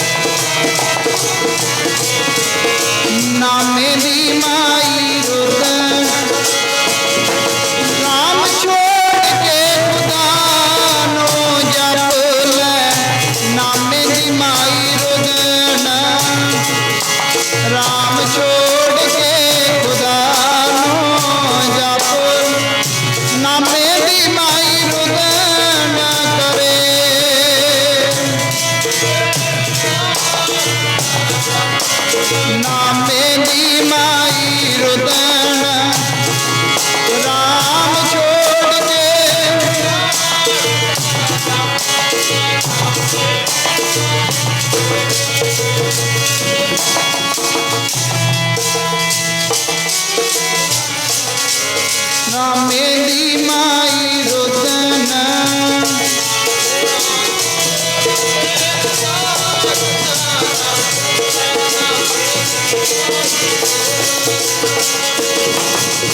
ਭਾਵ ਕਿ ਮਾਂ ਦਾ ਆਪਣੇ ਪੁੱਤਰ ਨਾਲ ਪ੍ਰੇਮ ਹੈ। ਭਗਤ ਨਾਮ ਦੇਵੀ ਨੂੰ ਛੁਡਾਉਣ ਵਾਸਤੇ ਜੇਲ੍ਹ ਵਿੱਚ ਪਹੁੰਚ ਜਾਂਦੀ ਹੈ। ਮਾਂ ਦਾ ਪੁੱਤਰ ਨਾਲ ਆਪਣਾ ਇੰਨਾ ਪ੍ਰੇਮ ਹੁੰਦਾ ਹੈ ਤੇ ਸਾਧ ਸੰਗਤ ਦਾ ਬੱਚਿਆਂ ਨਾਲ ਇੰਨਾ ਪ੍ਰੇਮ ਹੁੰਦਾ। ਜਦੋਂ ਮਾਂ ਬੱਚਿਆਂ ਨੂੰ ਛੱਡ ਕੇ ਚਲੀ ਜਾਂਦੀ ਹੈ ਤੇ ਉਸ ਦੁੱਖ ਦਾ ਉਹਨਾਂ ਨੂੰ ਪਤਾ ਹੁੰਦਾ ਹੈ। ਆ ਪਿੱਛੇ ਗੁਰੂ ਰਾਮਦਾਸ ਮਹਾਰਾਜ ਜੀਆਂ ਦਾ ਅਵਤਾਰ ਦਿਹਾੜਾ ਲੰਘ ਕੇ ਗਿਆ ਹੈ, ਜਿਸ ਵੇਲੇ ਗੁਰੂ ਰਾਮਦਾਸ ਮਹਾਰਾਜ ਜੀ ਦਾ ਭਾਈ ਹਰਦਾਸ ਜੀਆਂ ਦੇ ਪਿਤਾ ਹਰਦਾਸ ਜੀਆਂ ਦੇ ਘਰ ਮਾਤਾ ਜੀ ਦੀ ਕੁੱਖੋਂ ਜਨਮ ਹੋਇਆ, ਉਸ ਵੇਲੇ ਨਾਮ ਰੱਖਿਆ ਗਿਆ ਭਾਈ ਜੇਠਾ। ਵੱਡਾ ਹੋਣ ਕਰਕੇ ਭਾਈ ਜੇਠਾ ਨਾਮ ਰੱਖਿਆ ਗਿਆ। ਤੇ ਸਾਧ ਸੰਗਤ ਐਸਾ ਸਮਾਂ ਜਿਸ ਵੇਲੇ ਭਾਈ ਜੇਠਾ ਜੀ ਦਾ ਜਨਮ ਹੋਇਆ, ਜਨਮ ਹੁੰਦਿਆਂ ਸਾਰ ਭਾਈ ਜੇਠਾ ਜੀ ਦੀ ਮਾਤਾ ਚੜ੍ਹਾਈ ਕਰ ਜਾਂਦੀ ਹੈ। ਮਾਤਾ ਚੜ੍ਹਾਈ ਕਰ ਜਾਂਦੀ ਹੈ, ਥੋੜਾ ਸਮਾਂ ਪਿਆ ਭਾਈ ਜੇਠਾ ਜੀ ਦੇ ਪਿਤਾ ਜੀ ਵੀ ਚੜ੍ਹਾਈ ਕਰ ਜਾਂਦੇ ਨੇ। ਤੇ ਸਾਧ ਸੰਗਤ ਮਾਂ ਪਿਓ ਬਿਨਾਂ ਇਸ ਸੰਸਾਰ ਤੋਂ ਕਿਵੇਂ ਇਸ ਸੰਸਾਰ ਤੇ ਰਹਿਣਾ, ਉਹ ਦੁੱਖ ਦਾ ਉਹਨਾਂ ਨੂੰ ਪਤਾ, ਜਿਨ੍ਹਾਂ ਦੀਆਂ ਇਸ ਸੰਸਾਰ ਤੋਂ ਮਾਵਾਂ ਚਲੀਆਂ ਜਾਂਦੀਆਂ ਨੇ। ਥੋੜਾ ਸਮਾਂ ਭਾਈ ਜੇਠਾ ਜੀ ਵੱਡੇ ਹੋਏ ਤੇ ਸਾਧ ਸੰਗ ਗਲੀਆਂ ਵਿੱਚ ਫਿਰਦੇ ਨੇ। ਫਿਰ ਮਾਂ ਤੋਂ ਭਾਵ ਕਿ ਜਦੋਂ ਮਾਂ ਇਸ ਸੰਸਾਰ ਤੋਂ ਚਲੀ ਜਾਂਦੀ ਹੈ ਤੇ ਸਾਧ ਸੰਗਤ ਫਿਰ ਚਾਚੇ ਮਾਮੇ ਤਾਈਆਂ ਸਭ ਮੁੱਖ ਮੋੜ ਲੈਂਦੇ ਨੇ। ਉਹ ਮਾਂ ਵਾਲਾ ਪਿਆਰ ਕਿਸੇ ਹੋਰ ਤੋਂ ਨਹੀਂ ਮਿਲਿਆ ਕਰਦਾ।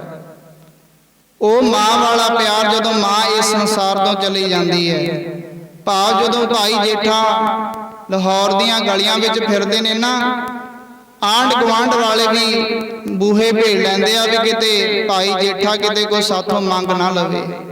ਜਿਨ੍ਹਾਂ ਦੀਆਂ ਮਾਵਾਂ ਇਸ ਸੰਸਾਰ ਤੋਂ ਚਲੀਆਂ ਜਾਂਦੀਆਂ ਨੇ, ਫਿਰ ਇਸ ਤਰ੍ਹਾਂ ਪ੍ਰੇਮ ਨਾਲ ਪੜ੍ਹਦੇ ਨੇ, ਜਿਨ੍ਹਾਂ ਦੀਆਂ ਤੁਰ ਗਈਆਂ ਮਾਵਾਂ ਹੱਥੋਂ ਟੁਕੜੇ ਖੋਲੇ ਕਾਵਾਂ। ਜਿਨ੍ਹਾਂ ਦੀਆਂ ਤੁਰ ਗਈਆਂ ਮਾਵਾਂ ਹੱਥੋਂ ਟੁਕੜੇ ਖੋਲੇ ਕਾਵਾਂ।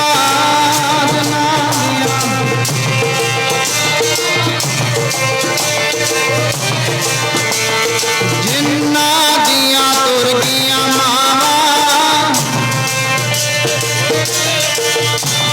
ਜਿਨ੍ਹਾਂ ਦੀਆਂ ਤੁਰ ਗਈਆਂ ਮਾਵਾਂ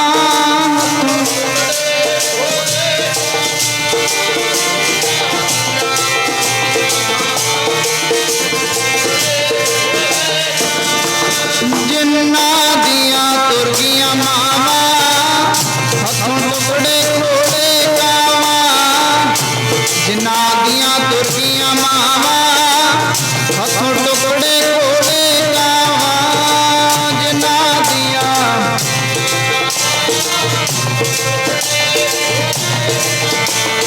ਜਿਨ੍ਹਾਂ ਦੀਆਂ ਤੁਰ ਗਈਆਂ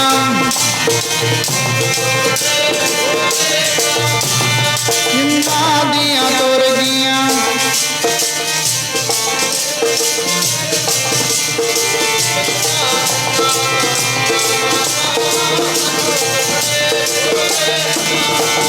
ਉਹ ਟੁਕੜੇ ਖੋਲੇ ਕਾਵਾਂ, ਹੱਥੋਂ ਟੁਕੜੇ ਖੋਲੇ ਕਾਵਾਂ। ਟੁਕੜੇ ਖੋਲੇ ਕਾਵਾਂ, ਹੱਥੋਂ ਟੁਕੜੇ ਖੋਲੇ ਕਾਵਾਂ।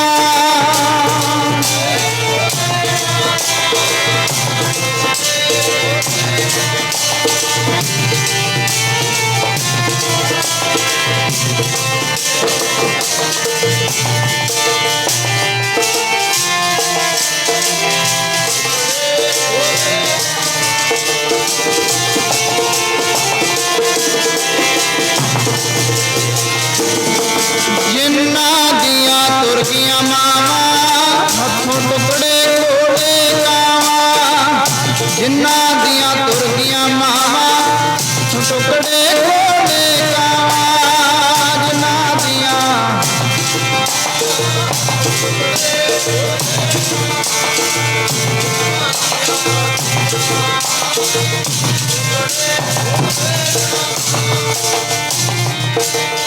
ਮਾਵਾਂ ਹੱਥੋਂ ਟੁਕੜੇ।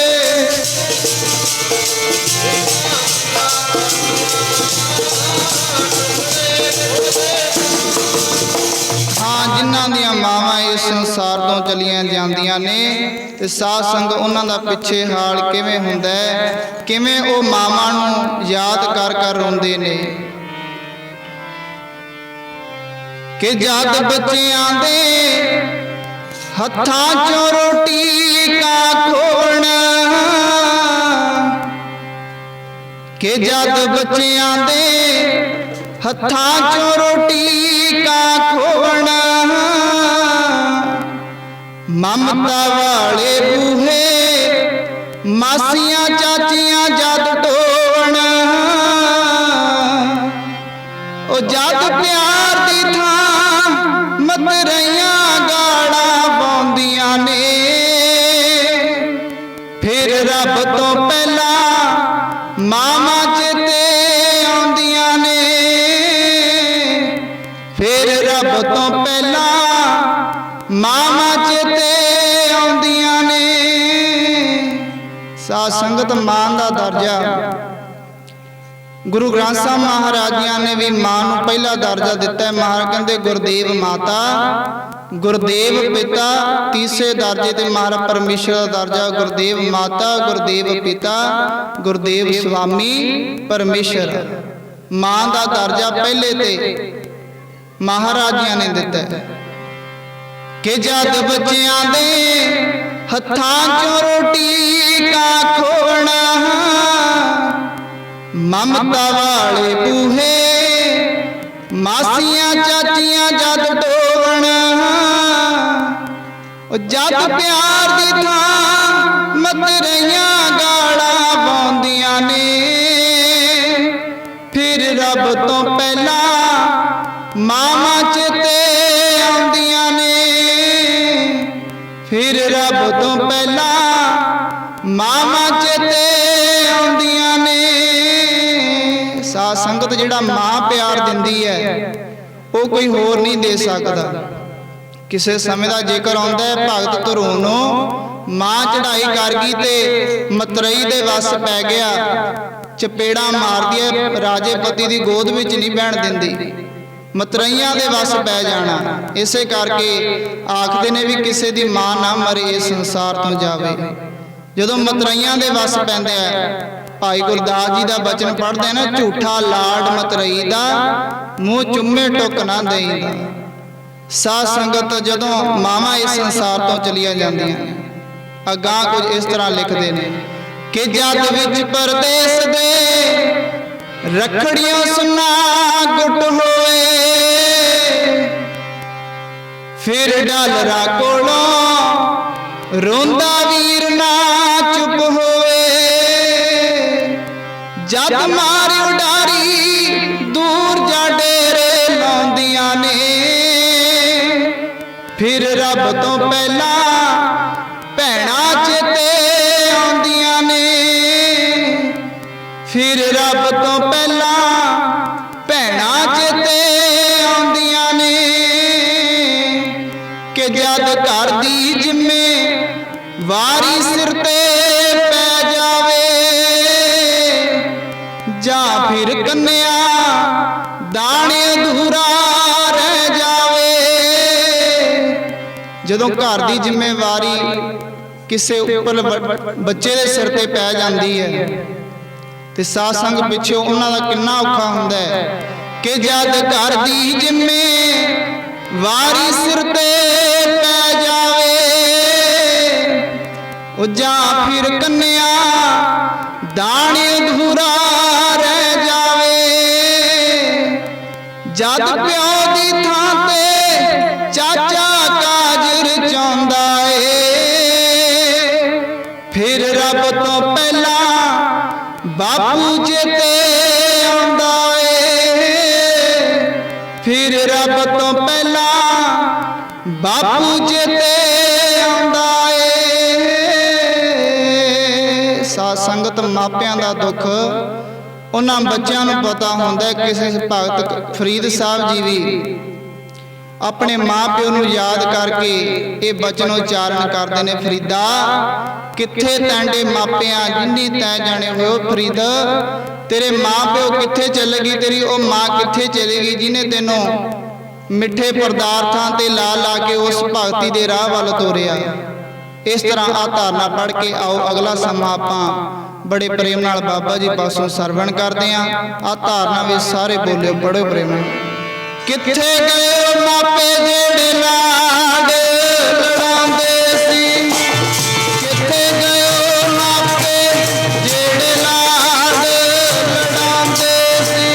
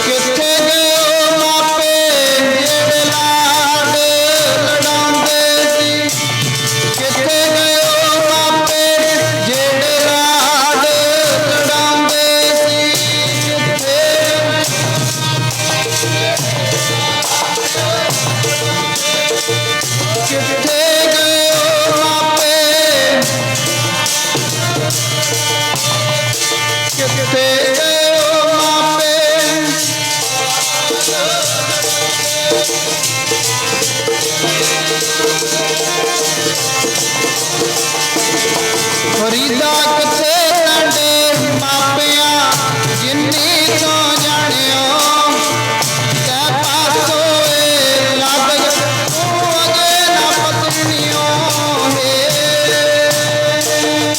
आओ सासंग इन्नी हाजरी परवान होइयां तमाम भुलां दी खीमा। अगला समा बाबा जी कोलों बड़े प्रेम नाल सरवण करो। बुलाओ फतेह। वाहिगुरू जी का खालसा वाहिगुरू।